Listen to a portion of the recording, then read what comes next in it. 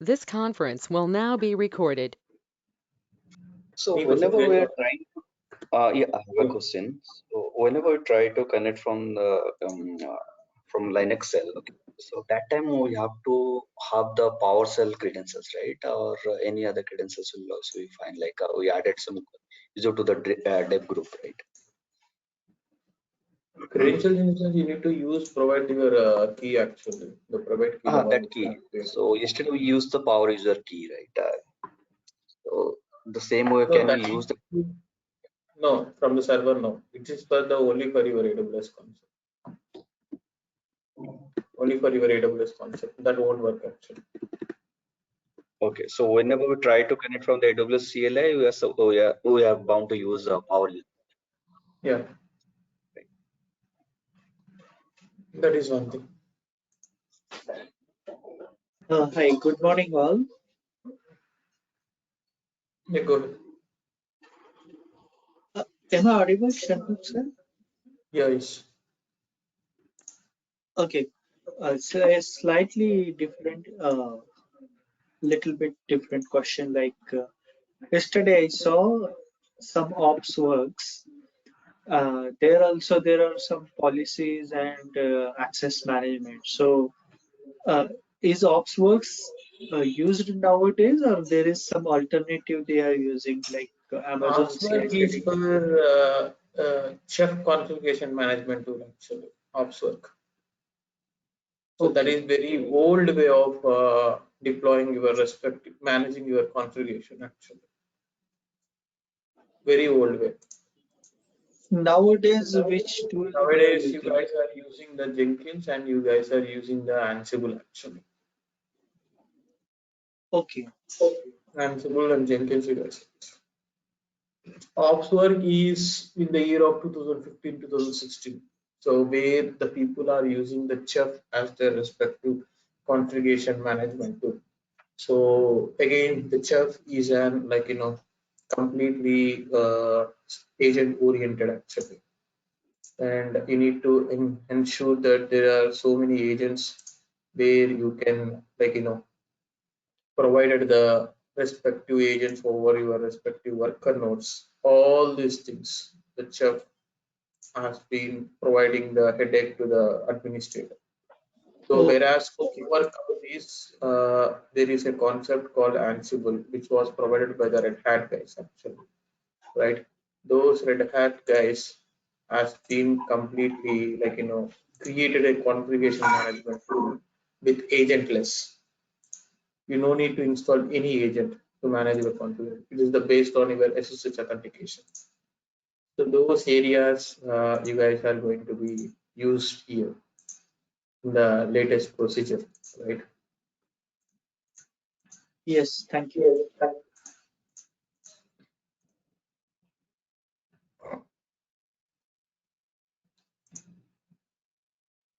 So there is one main important thing actually that you guys need to.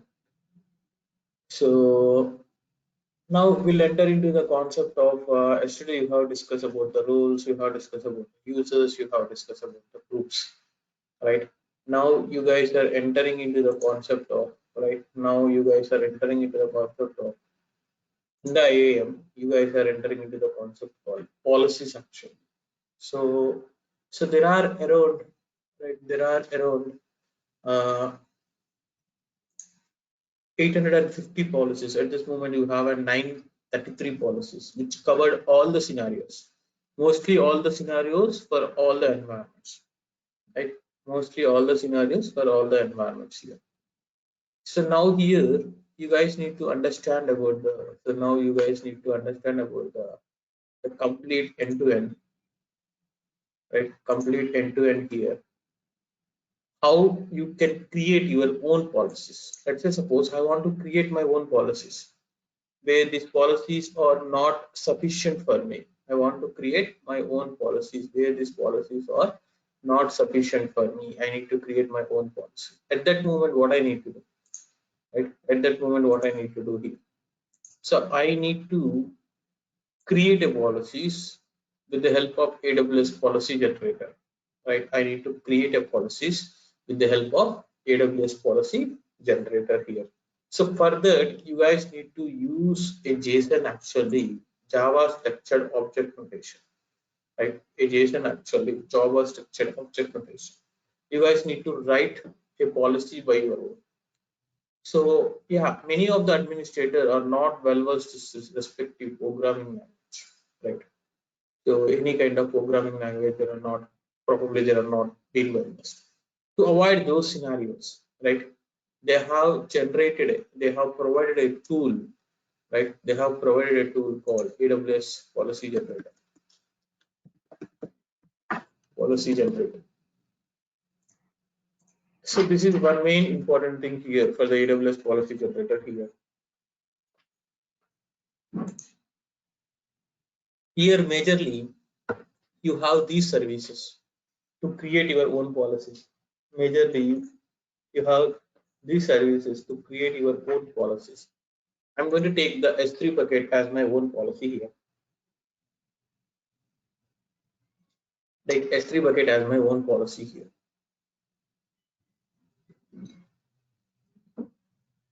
So now here I'm going to allow the principal, and I'm going to use the effect as allow. So the principal, either you can give the specific account ID. For example, only this policy is going to be applicable for the only the specific account ID.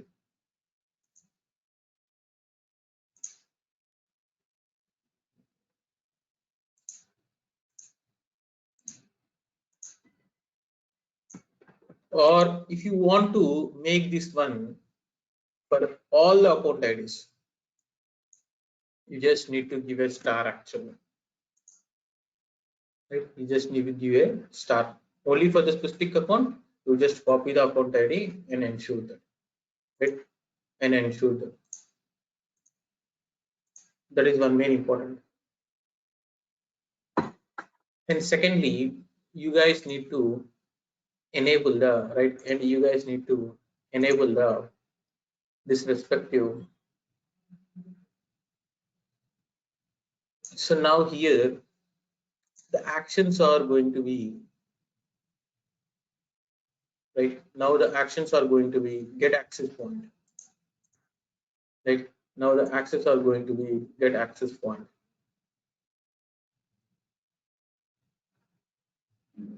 So this is one main important thing here. So now you need to provide the specific ARN here, right? You need to provide a specific ARN here. For example, what is ARN first? Amazon resource name. The specific ARN only for the respective S3 bucket. Only for the respective S3 bucket here.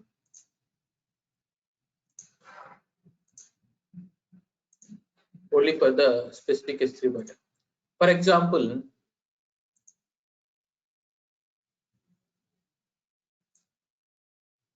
the screen got stuck actually. Yeah. For example, now you have an S3 bucket name fault test. S3 bucket name fault test here. You can provide the ARN like this. ARN. Here they have given the proper syntax for you. ARN and the bucket name and the key name. This is the format they have asked us to create.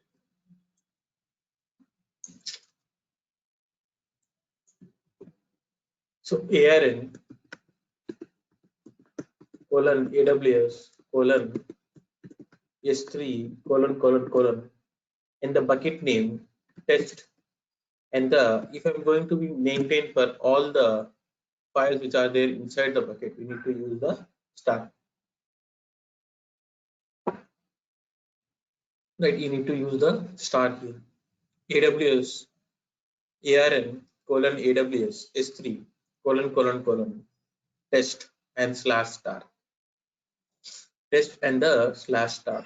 This is one main important thing, right? This is one main important thing. So now here, this ARN I'm going to be mentioned here. Right? This ARN I'm going to be mentioned here in this respective add a statement.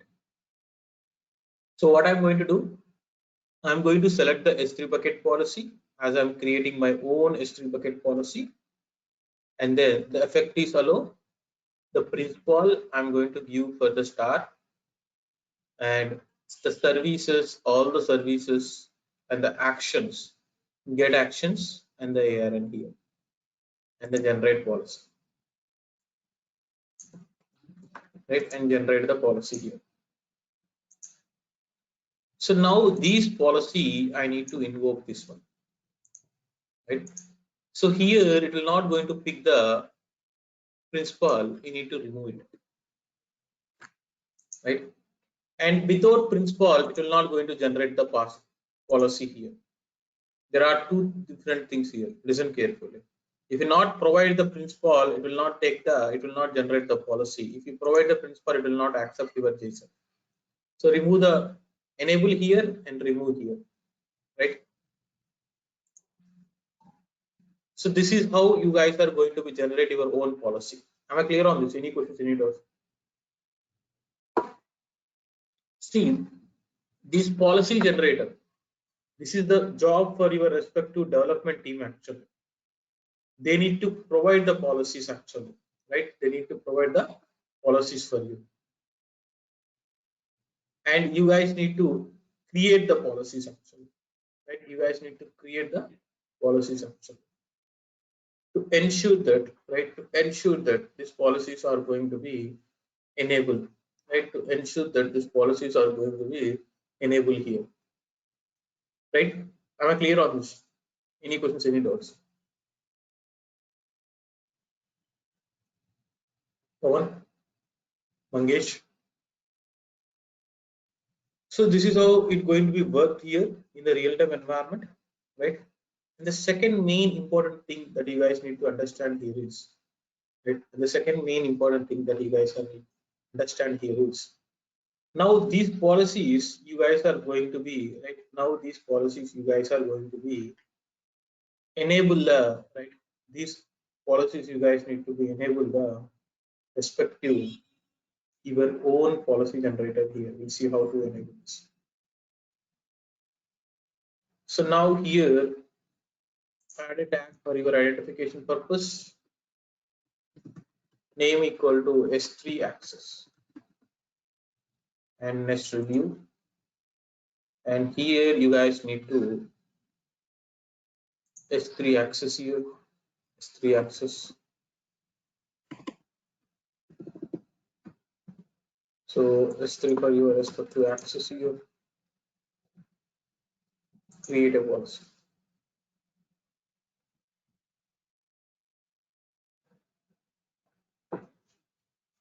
So now like that you can create your own policies. Now to check your respective policies here, go for the,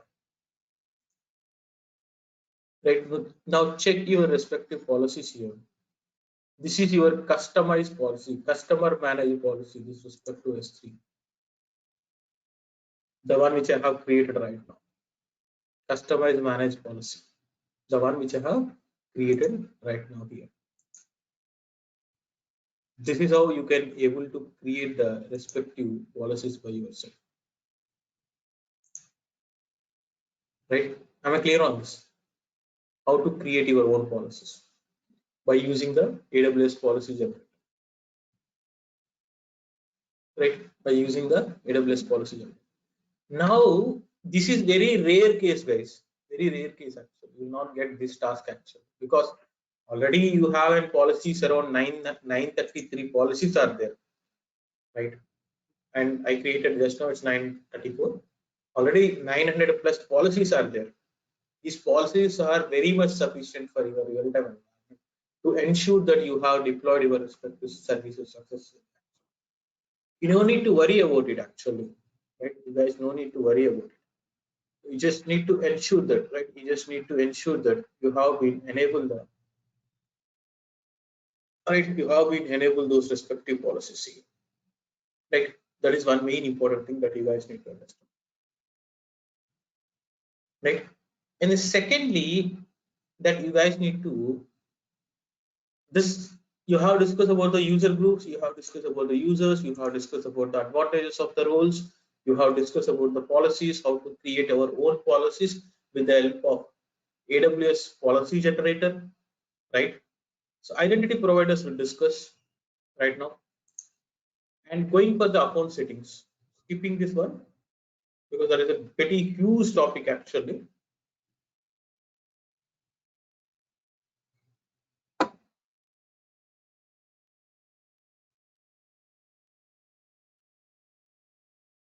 So now here,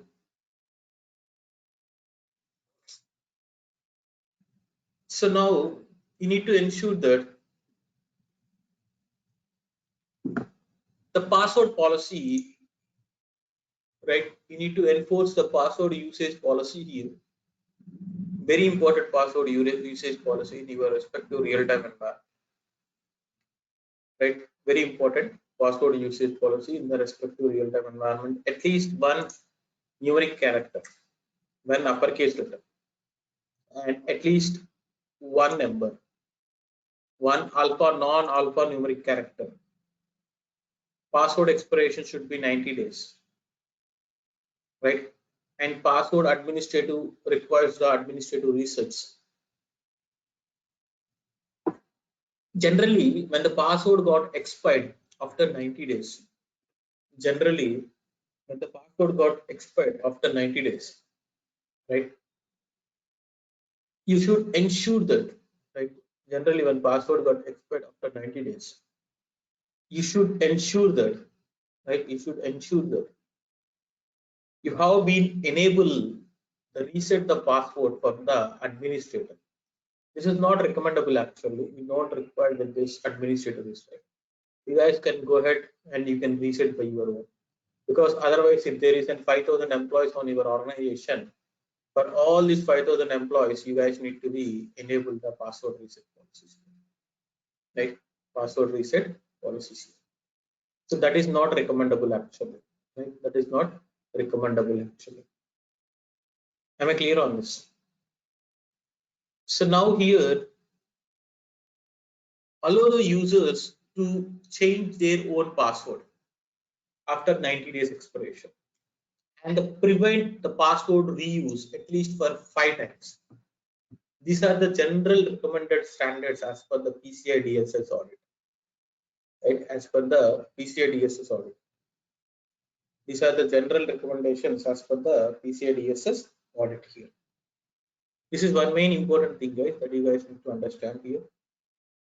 The first thing here you guys need to understand about the how this is going to be working on your respective real-time environment, right? The first thing here you guys need to understand about the password policy's importance and how the password policies are going to be helpful for your respective real-time environment here. So at least these many password policies you guys need to follow, right? That is one main important thing. So now here you guys need to understand about the password reuse and the administrative reset and the save changes. And this password policies has been successfully enabled here, right? And the password policies has been successfully enabled here. This is one main important thing that you guys need to understand. And secondly,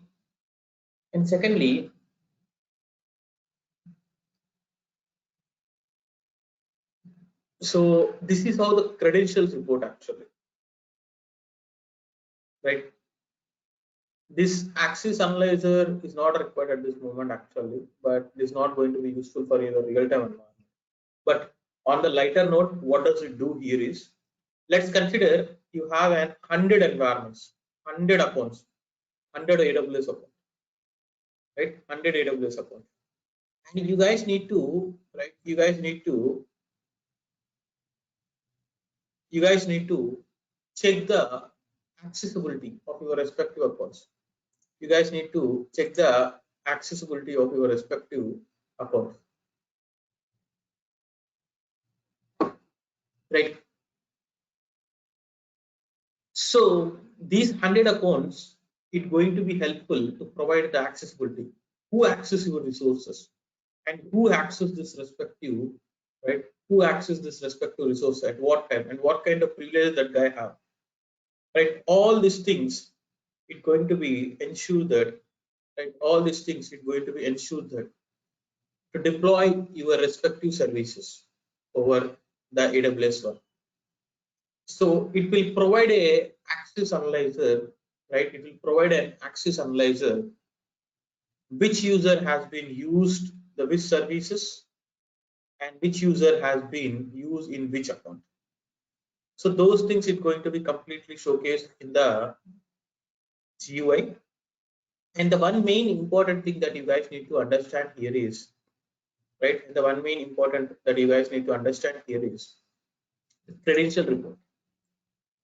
This credential report will going to be, right? This credential report will going to be provided by your respective authorities here. Providing by the respective authorities here. For every 1 month, right? For every 1 month, right? For every 1 month, you guys need to ensure that who having the access, whether these users are valid or not, right? Whether these users are valid or not. If the users are not valid, right? If the users are not valid, you need to ensure that. If the users are not valid, you need to ensure that you need to delete that respective user, right? You need to delete that respective users actually. If the users are not valid, you need to delete the respective users actually. So like that, you guys need to ensure that this credential report, at least you guys need to download once in a month, and to ensure that what and all users are there, whether that users having the authority to access the AWS account or not. If not, you guys need to, right? If not, you guys need to enable the respective users. If it's not required, you need to disable the respective users. So like that, you guys need to ensure that the credential report need to be downloaded at least once in a month, right? This is how it's going to be happen, right? So now here,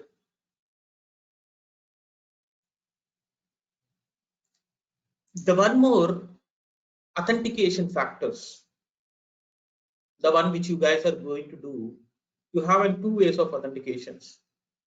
So the first one here is, right? The first one here is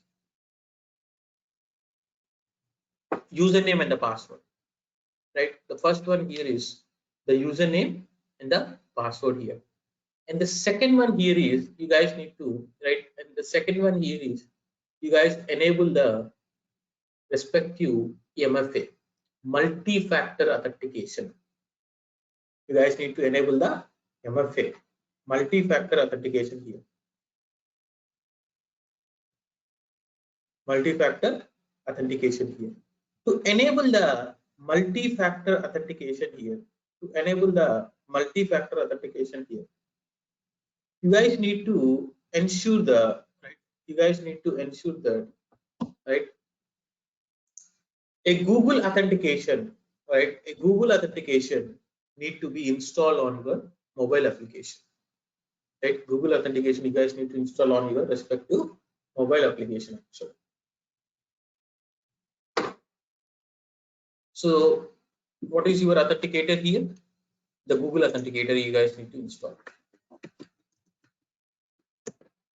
So this one you guys need to install on your respective mobile application here. So to enable the multi-factor authentication here, you guys need to install this one. So that is how it's going to be happen, right?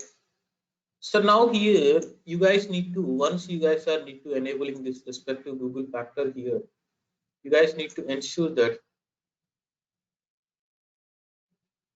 So now here the day one, click on the security credentials here, right? Go for the assign the MFA device. Assign the MFA device, right? Assign the MFA device here. Assign the MFA device here. So virtual MFA device here, continue. So now this is the QR here. Now show the QR. This QR you need to scan from your respective Google authentication devices. Scan from your respective Google authentication device here.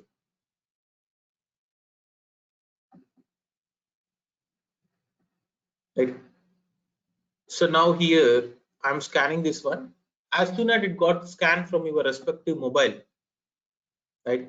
As soon as it's gone from the respective mobile here, it will generate a right. It will generate a 6 digits number. It will generate a 6 digits number here. So now here it will generate a 6 digits number here.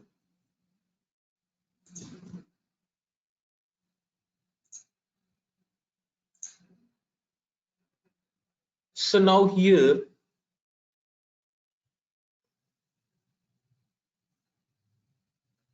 just give me a second, guys. My phone got hanged.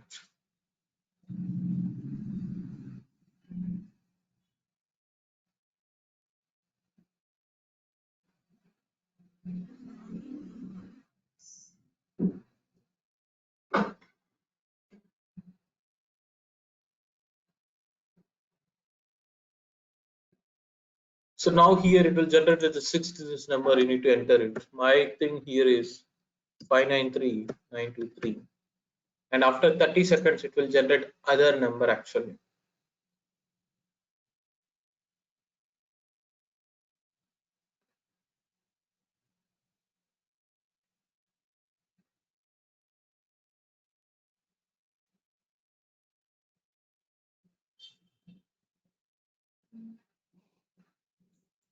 So yeah, it has been generated 280 and 106 actually.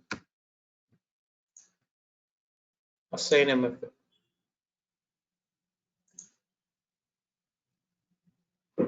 Right, assign MFA here. So now here, as soon as you have assigned the MFA, so if you want to log in with this respective account, the first way you guys need to provide the the first way you guys need to provide the access key and secret key.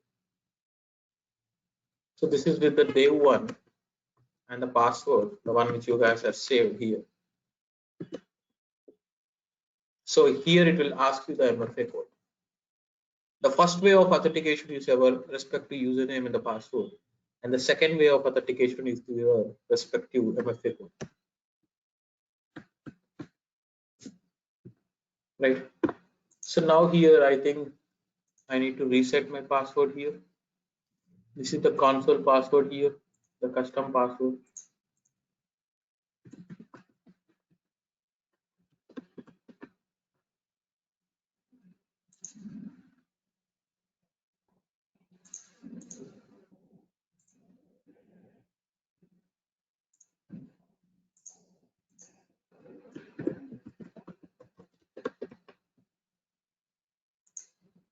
So now here I've been providing this password here.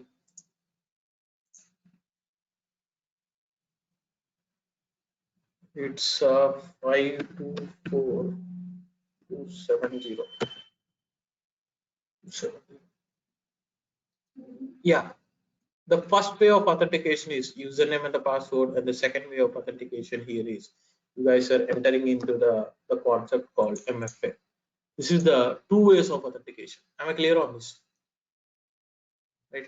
Am I clear on this? Any questions, any doubts? Right? This is how it works in your real-time environment. As soon as you guys are enter into the as soon as you guys are enter into the respective real-time environment, you guys need to ensure that you guys need to ensure that at least you should enable the MFA. At least you should enable the MFA here, right? So hope you guys are understand this. What is the purpose of MFA? It is a two-way of authentication here. One is with the username and the password. If suppose someone knows your username and the password, right? Someone knows about your username and the password. Still, you are not you can able to restrict them about your access actually, right? With the help of the username and the password, right? This is one thing that you guys need to understand. And the second way here is, you guys need to ensure that, right? And the second way here is you guys need to ensure that how this is going to be, right? How this is going to be enabled on your respective real-time environment with the help of identity providers. Now here, anyone enter into the VIP marriage? Anyone ever gone through the respective the VIP's marriage actually? Mm.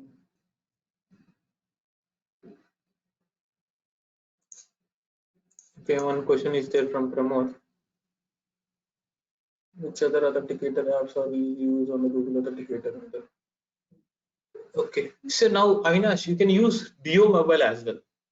Duo Mobile, but your organization should be responsible for to authenticate with your Duo Mobile, not with the Google Authenticator. If you want to use instead of Google Authenticator, right? Duo Mobile. Duo Mobile. It will generate a code for you, similar kind of an Google Authenticator. People will use, or else you can also going to be provide the AWS Auth as well, right? AWS authentication. There is one more thing you can use AWS Auth. These two you can use. Can you make yeah, you should. So MFA is must and should actually, right?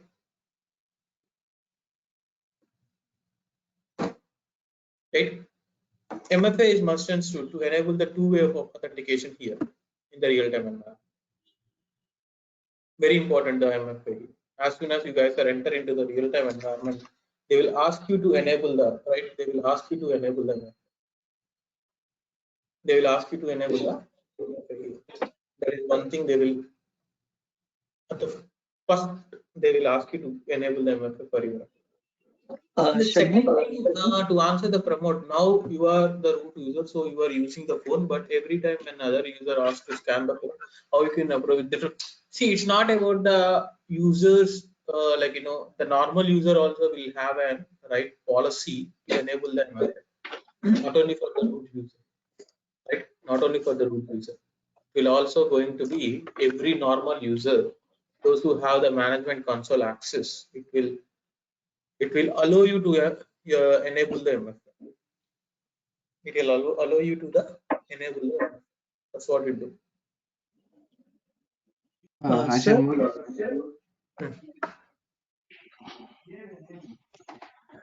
Shanmugh, I was asking while you are setuping the MFA device, we are scanning our code. But when we are trying to set up another person, how can we set up actually?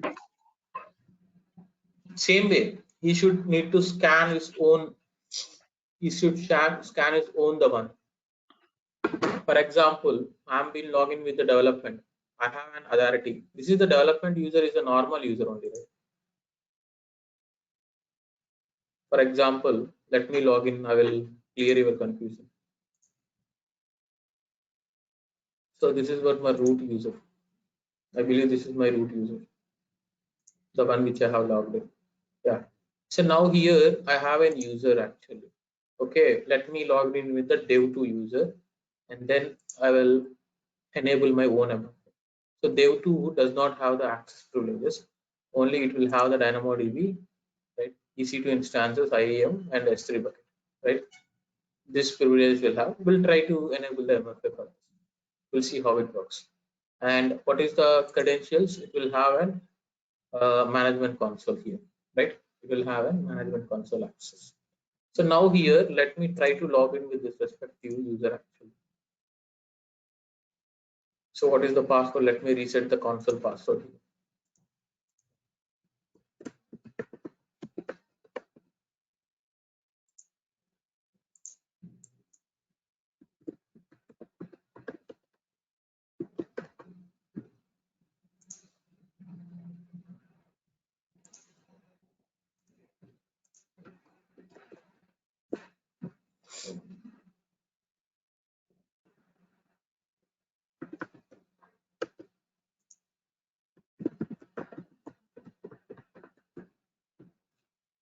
Okay, I think I already okay. Let me cancel this one. Let me log in with the dev 2.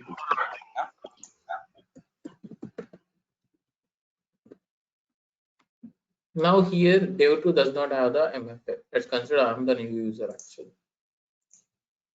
Now I'm going for the IAM actually.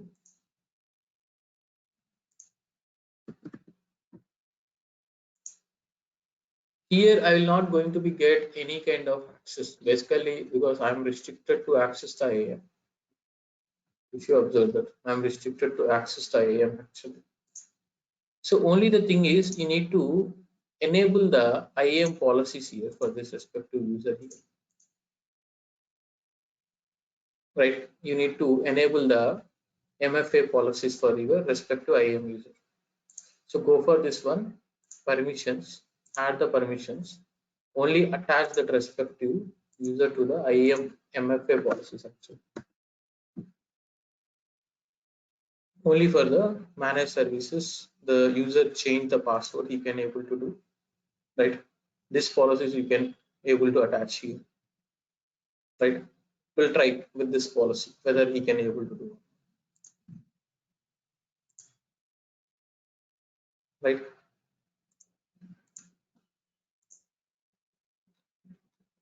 Let me log in and log out here.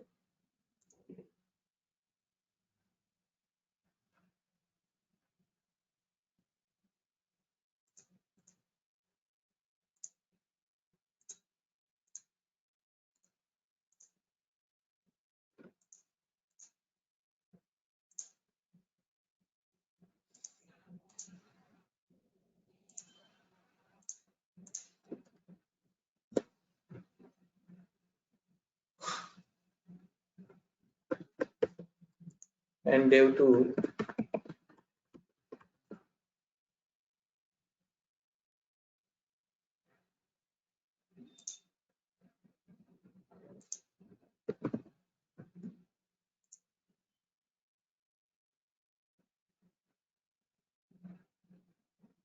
so now here go for the users here. This policy is again not showcasing me the access for this. Let me create a custom policy then for the MFA.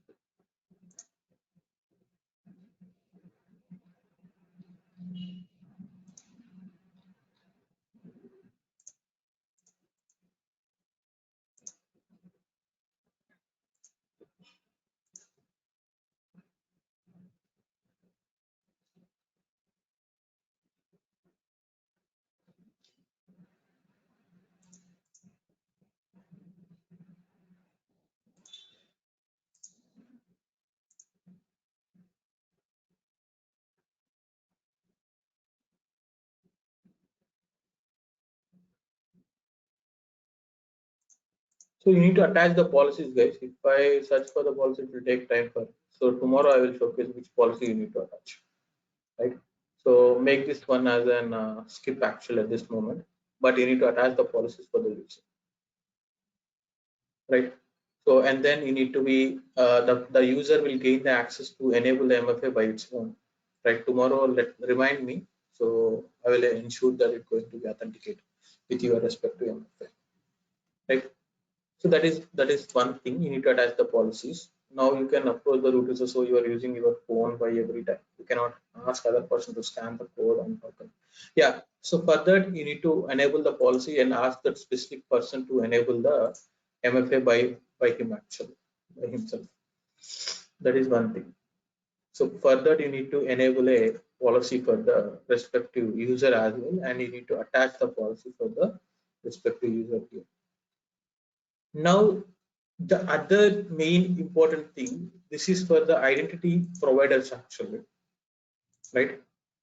So we'll have one topic has been hold actually.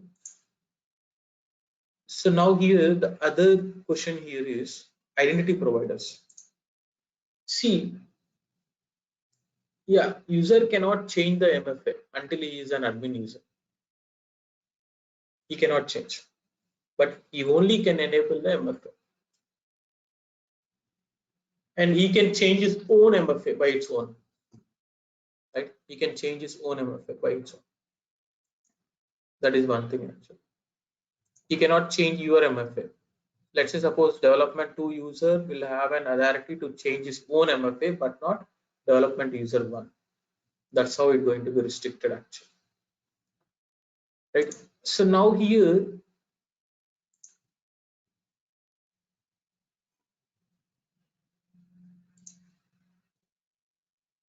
right? So now here, you need to understand about the identity providers. See, what is the meaning of identity providing your identity? What does it mean actually? What does it do? Why the identity is really required to showcase someone about your identity?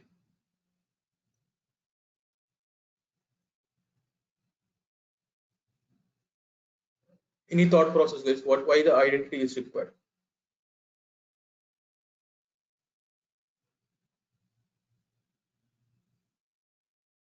So now here for authentication, okay. So now here you guys need to understand about the anyone enter into the VIP marriage actually. Anyone has entered into the VIP marriage, so or anyone attended to the VIP marriage, right? What you guys are showcasing in the VIP marriage, Pramod?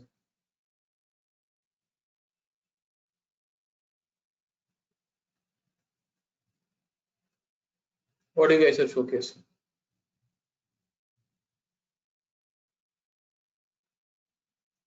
Card, right? Yeah, invitation card you guys are showcasing. They will allow, right? And your passport. You guys are showcasing your access card and the invitation in each and every counter. That means in the food counter, right? Suppose you want to eat gulab jam, you guys are showcasing your access card there. I want to eat the respective food. So you guys are showcasing your access card, and then after that, you guys are eating the food.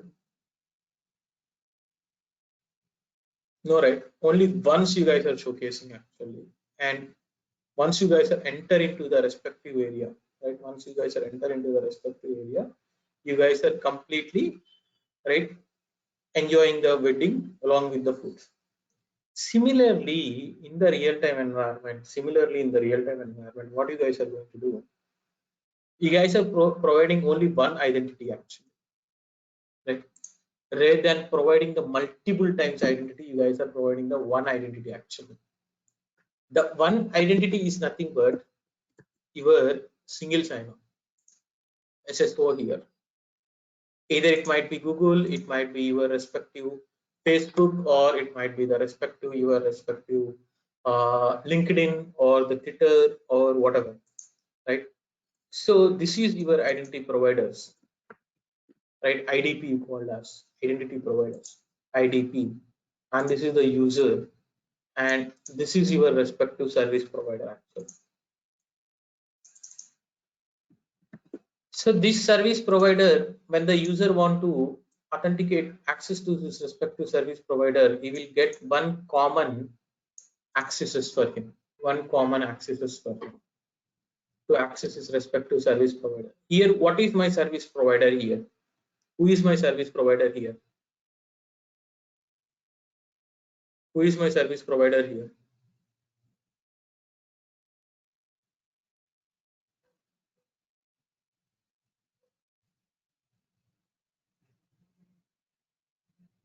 Right? Either with no, what is my Google here is called your IDP here, identity provider, right? Google is for your identity provider actually. But who is your service provider?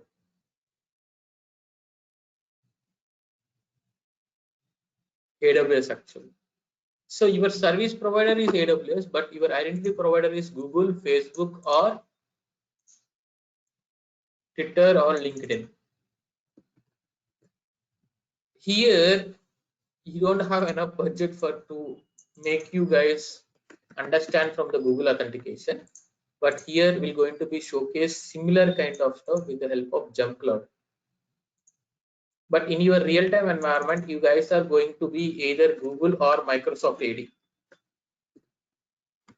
Most of the times you guys are going to be authenticate from your respective mail server. If your mail server is in Microsoft, they will going with the Microsoft authentication actually, right? Microsoft authentication actually. So here we're using the similar kind of third-party tool called Jump Cloud, which is providing the access for you, right? Which is providing the identity provider for you.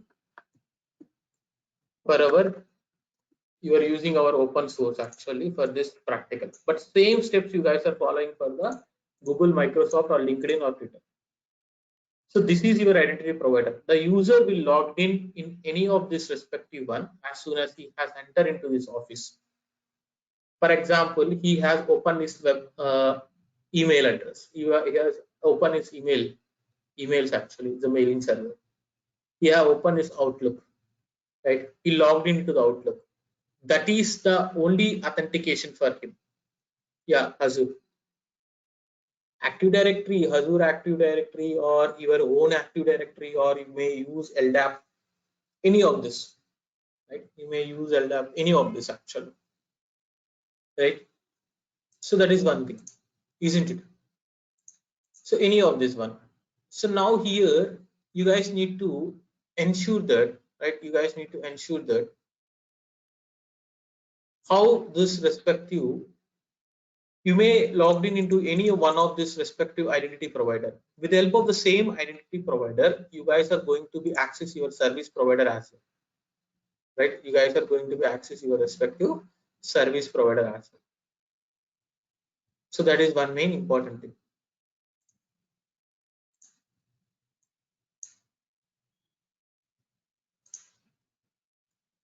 So that is one thing. Am I clear on this? Any questions, any doubts? What you guys are going to do?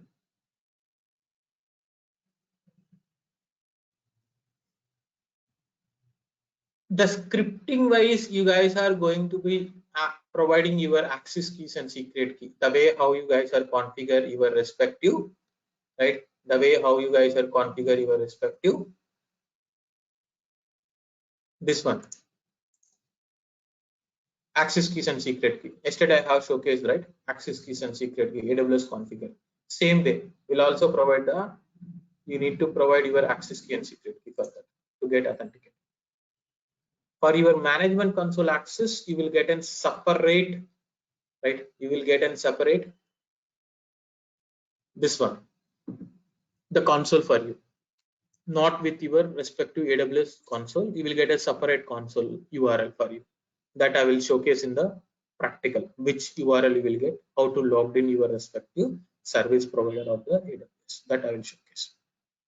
Right? Am I clear on this?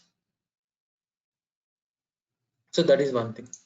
So now here, as soon as you guys are entering into the respective one, right? As soon as you guys are entering into the respective one, you have logged in either with Google, either with Microsoft, either with LinkedIn, either with Twitter. This is your identity providers, and this is going to be provide the authentication to your respective service provider, typically with the AWS. And the same procedure based upon your roles and what kind of roles you have provided, what kind of privileges you have provided to the respective user, they will access only those resources actually, right? They will access only those resources actually. That is one main important thing, right? You guys need to understand. That is one main important thing you guys need to understand. So now here, as of now, you are not having these credentials of admin Google or Microsoft AD or LinkedIn or Twitter, as this is into the paid version actually. So you need to pay for them to get this kind of SSO actually, single sign-on. So what you guys are doing, you guys are going to be using a simple jump cloud actually, right, for your respective enablement of your respective SSO. This is typically this is a free service at this moment, right? You can use this one to create your respective SSO to understand the SSO. But in real-time environment, what these people are going to be do here is, right? These people are going to be get authenticate with the Google or Microsoft actually. So you need to create your account, right? You need to create your account. Firstly, you need to sign up. So for your respective working email address, so I have been providing it. Similarly, you can create your account actually to ensure this practical need to be done. So provide your necessary details.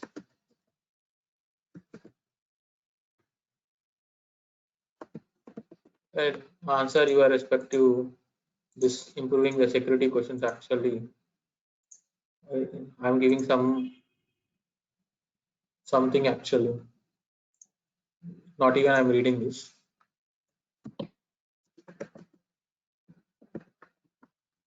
So this is my company actually. So the company size is 0 to 10, and so there is no identity provider for me. I want this one need to be an identity provider. So India is my location actually. So password, you can provide your respective password, the one which you really require. Just create your account for this practical, and this is free, and you will get an activation link actually, right? It will expire for the 2 hours. Let me click that respective activation link. I'm just passing my screen.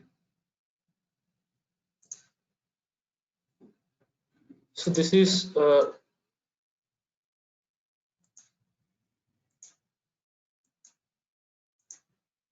this is the activation screen. You need to verify your email address. You need to do this one. It will automatically verify here, verifying your account for your IDP, identity provider here, right?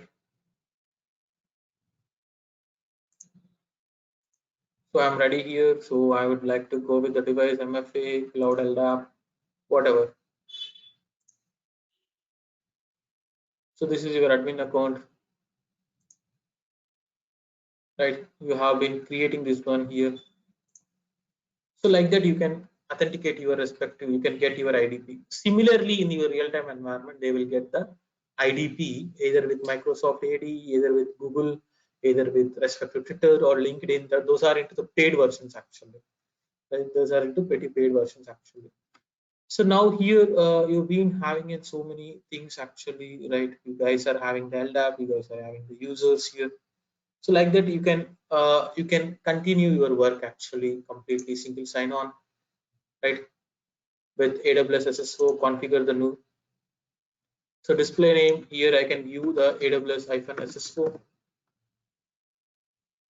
right? I would like to get activate here.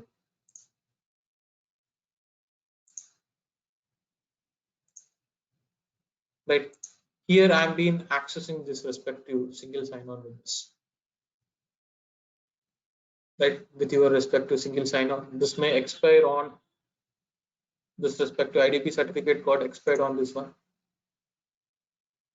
So this is how I can able to get into this respective sign-on here. So here I will click and export the metadata. It has downloading some metadata for me. Right? It has been downloaded. This same similar kind of metadata will going to provide by your respective Google or Microsoft or the Twitter or any kind of LinkedIn. I'm clear as of now what I'm going to do. I'm been enabling the IDP for me. As I am into the free tier, I'm using the jump cloud as my IDP. Right? Clear as of now. Any questions, any doubts here? So, This is how enterprise account, sorry, Sanmukh. So, as enterprise account, so we have to buy AWS single sign or something like Google or some generator or something like that. Google So, generally for the single sign-on, you guys are going with, as I said, as I said, you guys are completely authenticating with Google actually. Mostly, my company is using Google, but few companies are going to use Microsoft. I checked this. How we can find out that? Sorry. How we can find out that which companies is using it, Google or Microsoft? Is there any option we can find out? No, they will provide you one link authentication. Which one you guys are authenticating, whether through Google or whether through Outlook. If you are using authentication through Outlook, it is nothing but the Microsoft. If you are using with the Google as your authentication, is nothing but the Google one. So if you ask me which one you guys are going to be authenticate here now at this moment, so I will get some URL for me. Once I have configured this respective one, I will get the URL for me. Right. So based upon that, whether which identity provider I'm being using, or else you guys are logged in with the Outlook. With the help of Outlook authentication, you guys are going to be logged in your respective service provider, typically your AWS. Then my identity provider is Microsoft. If similarly I'm been using the identity provider as Google, I'm been logged into the Google mail server. Then with the help of Google, I'm been authenticating to my service provider. I'm been using the Google as my identity provider. Like that, I can justify here. Am I clear on this?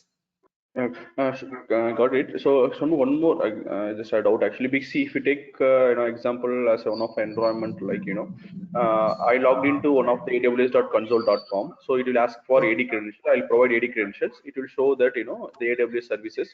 If we click on that AWS services, it will pop up around multiple accounts, like around 10 accounts. If you click on one of the account, if you sign in, it automatically sign in into the particular AWS. So in this case, like how it is working. So just for example. No, that is completely different. Your organization unit actually. That is called organization unit. Okay. What is the meaning of organization unit? That I will discuss later, not today.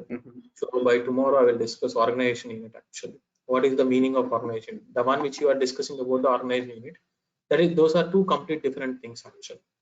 Now you are only focusing on the identity provider. What is your identity provider and what is your service provider? You guys are understanding this, only these two things. If I'm discuss organization unit right now, that will going to be confuse you a lot. That I will discuss in the by tomorrow, right? Okay. So now coming to again this one more thing here that you guys need to this is your identity provider. Now who is my identity provider to log in my AWS console? Who is my identity provider? Jump Cloud is my identity provider. But what is my service provider here? AWS is my service provider. Am I clear on this? What you guys are trying to do and what you guys are trying to achieve, and how you guys are going to be enable the SSO. Am I clear? Any questions, any doubts here? Only Pramod is responding. What about rest? This is pretty important actually. Actually, this topic is not covered under our AWS associate syllabus, but still this is going to be useful only for your respective interview. They will ask you what do you mean by IDP and what do you mean by service provider, what do you mean by Open Connect ID, and what do you mean by SAML based authentication, right? Those things it's already 9 o'clock now. Time is really moving very fast. Okay, so this one we'll discuss by tomorrow, guys. So as of now, you have one pending which is called MFA for permit the MFA for all the users. That one policy I already have figured it out, right? I will showcase by tomorrow how to permit all the users, right, for by default. So now here you guys need to go ahead and complete this respective practical.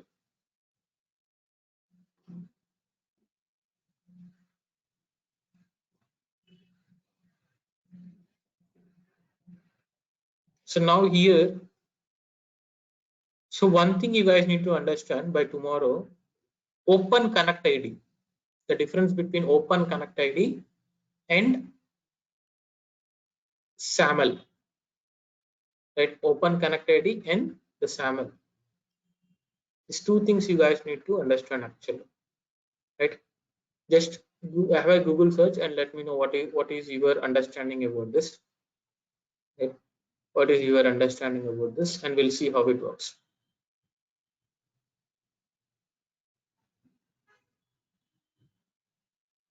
Any questions, guys? Any confusion by today? You guys are good with this?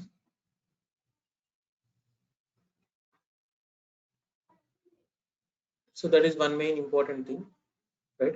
So Mangesh, I have shared you the Linux documents for you, the one which you have asked me. Right? I shared you in the group so that other respective comrades also going to be helpful with that respective material for the Linux, right? So you can go through that. Those are very sufficient for the respective what do you say for the learning of the Linux.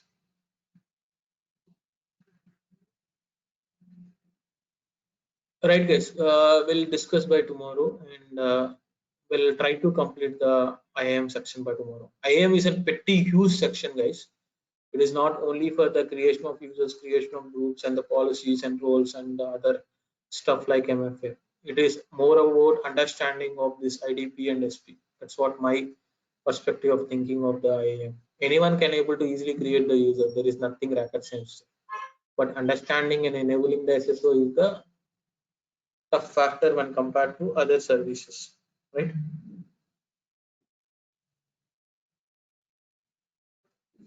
Okay, guys, thanks for your time. So, thank you. We'll meet by tomorrow, sharp at 8. We'll continue with our respective IAM syllabus. Thank you.